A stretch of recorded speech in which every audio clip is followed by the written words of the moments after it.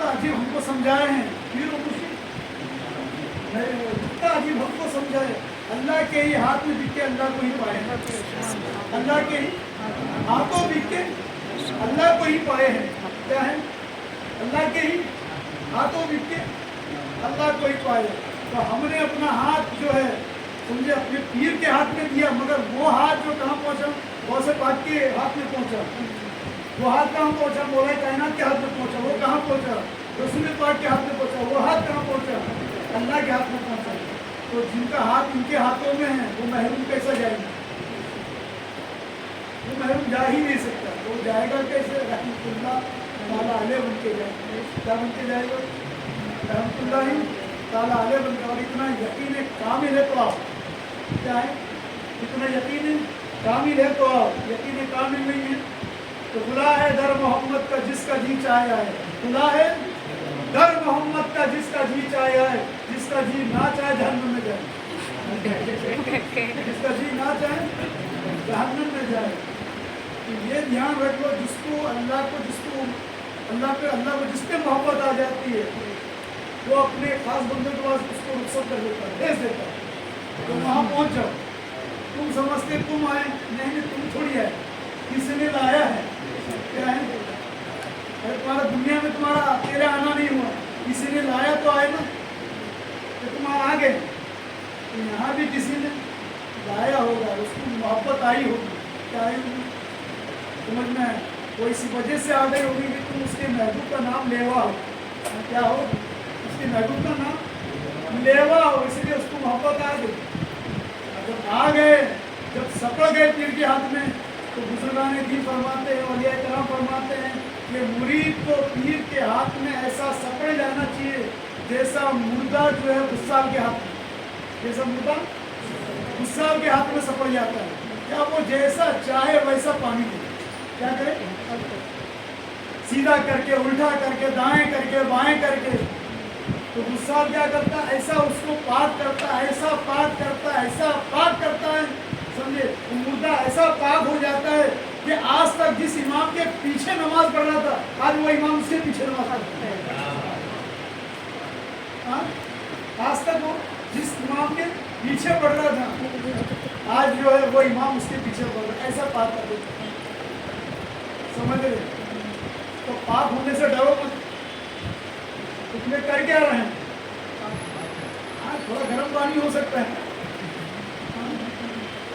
مگر اس سے گھبراؤ مت، بھاگو مت. تو تمہیں پاک کر کے چھوڑے گا، تمہیں پاک کر کے ہی چھوڑے گا. کیونکہ ابتدائی کہاں سے ہوئی کچھ پتا ہے آپ کو؟ مرید میں داخل ہوتے ہی تمہیں پاکی سے شروع کیا کہ اے اللہ میرے ہاتھ کو پاک کر دے، یا اللہ میرے کان کو پاک کر دے، یا اللہ میری زبان کو پاک کر دے، یا اللہ میرے خیالات کو پاک کر دے، یا اللہ میرے پیروں کو پاک کر دے. یہ دھیان رکھنا. جسم تمہارا ناپاک ہو گیا، جسم تمہارا ناپاک ہو گیا تو ایک بکیٹ پانی میں، ایک بالٹی پانی میں جو ہے وہ پاک ہو سکتا ہے. کیا ہو سکتا ہے؟ ایک بکیٹ پانی میں، ایک بالٹی پانی میں پاک ہو سکتا ہے. مگر تمہارا خیال اگر ناپاک ہو گیا تو بغیر پیر کامل کے پاک ہو ہی نہیں سکتا. بغیر پیر کامل کے پاک نہیں ہو سکتا. اگر تمہارے خیال کو کوئی پاک کر سکتا ہے تو پیر کامل. کون ہے؟ پیر کامل جو تمہیں پاک کر سکتا. اگر تمہیں پاک ہونا ہے اور پنجتن پاک کے بعد آنا ہے، کیونکہ تمہیں دامن پکڑا ہے کس کا ہے؟ غوث پاک کا، خواجہ پاک کا، رسول پاک کا، اللہ پاک کا. انہی سے تو پاک کا دامن پکڑا ہے. تو یہ ظاہری پاک بھی بنا دیتے اور داخلی بھی پاک بنا دیتے. تو اگر دونوں پاک ہو گئے تو سوچو بھی ابھی آپ نے پکڑا کس کا دامن؟ غوث پاک کا نا. کس کا؟ غوث پاک کا. ان کا دامن پکڑا ہے تو وہ کیا کریں گے؟ گوشت پاک کر دیں گے. کیا کر دیں گے؟ گوشت پاک کر دیں گے. تو گوشت پاک ہو گیا تو پاک ہو جائیں گے. سمجھ میں؟ پھر کیا ہوگا؟ اس میں سب